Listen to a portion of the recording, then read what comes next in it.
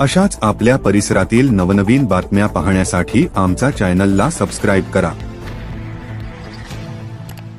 महाराष्ट्रात पानखेडा तालुका साक्री येथे दिनांक 13 ते 15 जानेवारीला आदिवासी एकता परिषद आयोजित 32वे आदिवासी सांस्कृतिक एकता महासंमेलन होत असून या पूर्वपार्श्वभूमीवर महिला बाल व प्रकृती सुरक्षा यात्रेला 2 जानेवारीपासून पालघर येथून सुरुवात झाली। सदर यात्रा गुजरात, राजस्थान, मध्य प्रदेश, दादरा नगर हवेली, महाराष्ट्र या राज्यातील विविध शहर व खेडेगावात पोहोचून महिलांना जनजागृतीचे काम करून अंतिम टप्प्यात धुळे जिल्ह्यातील दोंडाईचा येथे आगमन झाले। त्या निमित्ताने आदिवासी महिलांनी जोरदार स्वागत केले व महारॅली काढल्याची माहिती मार्गदर्शक आदिवासी नेते रवींद्र जाधव यांनी सांगितले। त्यानंतर सभा घेण्यात आली, त्यात राष्ट्रीय महिला अध्यक्षा प्रमिला वसावा गुजरात, कुसुम रावत राजस्थान, जया सोनवणे महाराष्ट्र जळगाव, डिंपल नायका, तन्वी नायका, प्रेमीबाई हिलीम, नेहा शेलार, डॉ सुनील पराड, रमेश चौधरी, दीपक अहिरे, करण सोनवणे यासह प्रमुख महिलांचे स्वागत भानुमती ईशी, मनीषा जाधव, रेखा पाडवी, रेणुकाताई, लालीबाई पावरा, रत्ना सोनवणे,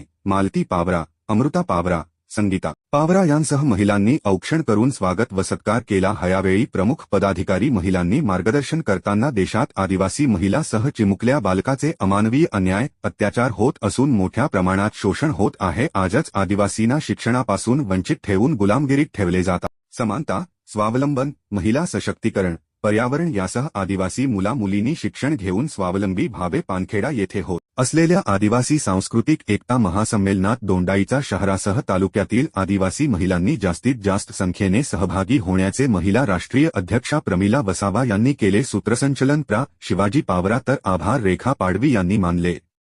यादवराव सावंत, श्री न्यूज, शिंदखेडा।